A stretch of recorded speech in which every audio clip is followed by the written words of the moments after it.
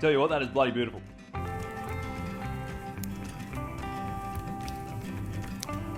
G'day legends, welcome to the Tucker and Tyne YouTube channel. Now hopefully if you clicked on this link it means you've been successful in your recent rut. Right now in Australia it's peak fallow rut, or at least at the back end of the peak of the fallow rut. We're mid-April here.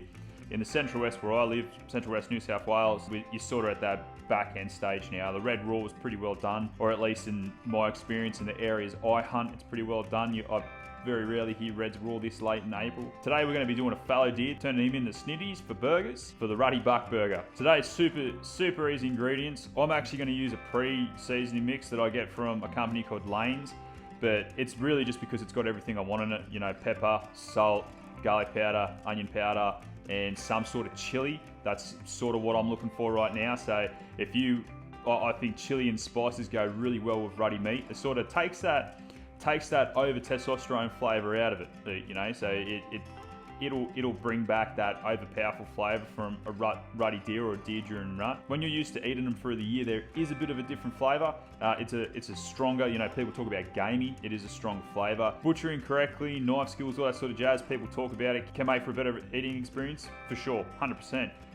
But there is even if you do everything perfect out there, it is a little bit more full on. You know, hunters worldwide talk about the ruddy flavors, so, or gamey flavors. If you're someone who doesn't like that, hopefully this is a recipe or sort of shows you a way. You can take these schnitzels and make a dinner out of them. It doesn't have to be a burger. So hopefully you take something from this video and you don't just take your head and cape your animal of your ruddy deer, because let's face it, they're pretty magnificent creature when you see them out in the forest. It's a shame that so many get left for just there.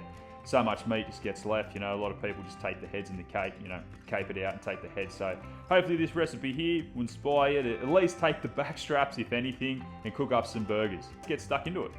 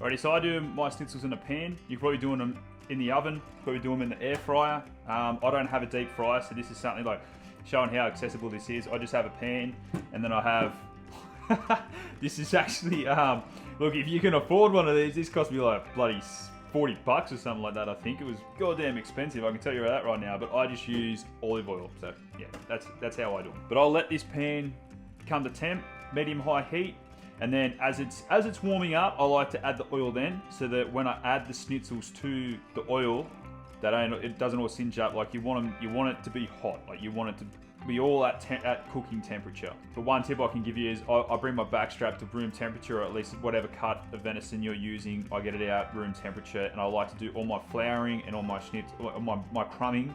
I like to do maybe 10-15 minutes before this, just to let it all set and maybe and bind to the schnitzel. I do think that helps.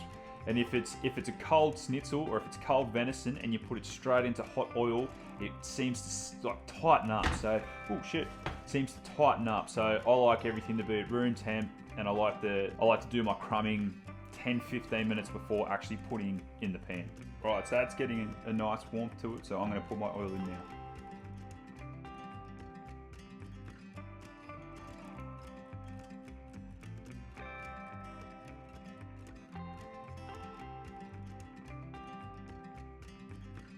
Alrighty, so the oil's at a good temp right now. I can fit, like, I've got my hand over, and it is a nice warmth coming off that. It is a nice heat coming off that.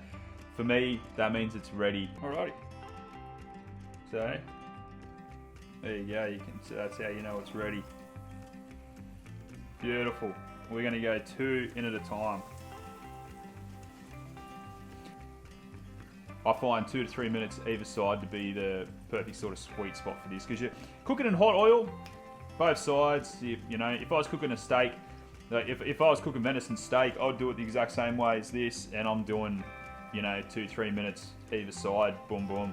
Depending on how hot the pan is, I'm doing 1 either side. So you're really just trying to crispy up breadcrumbs as well as cooking through.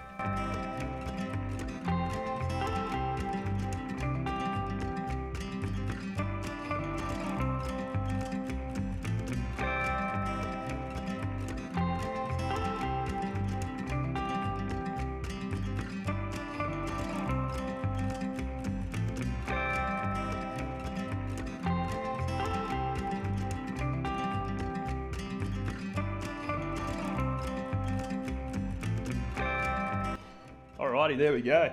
So obviously the whole point of Tucker and Tyne is to show people how easy you can cook venison at home. That's the whole idea behind Tucker and Tyne. So here you got a burger. We've just chucked it in the toaster. Now it's no fancy bread. It's just a burger bread I got from my local supermarket. I'm just going to butter up the bottom. And what I mean by easily accessible for people is a lot of my mates love zinger burgers. So I googled this. I did this a while ago. Googled what was the closest thing to zinger burger sauce in Coles, which is our big supermarket here in Australia, and they reckon sweet chili mayo. So I don't think that's quite accurate, but it is a pretty good sauce. So if you want to go real creative and bloody make yourself up a fancy chili sauce, go right ahead. But I'm just going to use this chili mayo. Put a good dumping on it like that. Boom. Actually, that was way too much. Scrape some of that on the bottom. There we go. Shredded lettuce. Now we're going to go this bit. That's a big patty. Look how good that is. Bit of cheese. And boom. There you go.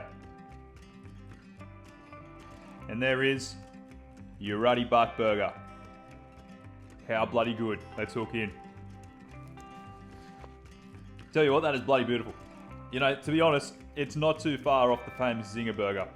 That is fantastic way of eating. So I've really got crumbs and batter and shit all in my face and my mouth. That is a fantastic way of eating your Rutty buck. You can't even taste the testosterone or the gamey flavour that people talk about when talking about Rutty buck. Between the batter, the seasoning and the flour, and then your sweet chili mayo. Like I said, you can go all out and make your own sweet chili mayo. There's plenty out there in the supermarket you can buy. That's what I run with. Pretty close to a zinger burger if I'm being completely honest. Now with cheese, you can chuck smoky barbecue, you can chuck cheddar, you can chuck whatever cheese you want. I've just gone with natural cheese slices from Bega, and you know that's pretty close to a zinger. I'm not going to lie. No testosterone, gamey flavour. All you're getting is the nice sauce. You're getting the venison, the crumbs, all that sort of jazz through. Crispy of the lettuce, and yeah, bloody beautiful. So I hope you liked it. I hope this makes you try your next buck you get, or maybe you've got one in the freezer that you're not sure what to do with. give this a crack, give it a go, and let us know how you go in the comments if you liked it or not. And yeah, give it a crack. Don't leave those bucks out there just because it's during rut, you know. Like, take them home, cook them up. I take great joy in trying to get like good meals out of a more gamey, ruddy tasting deer. I think that's a true hunter. That's what you do. You take your meat home, you cook it up, whether it's in prime condition or during rut. Take it home, cook it up, and make that your challenge to try and get the best meals you can out of your maybe a ruddy bucket, as we call it here in Australia. But yeah, give it a crack. Let me know how you go. That's bloody beautiful.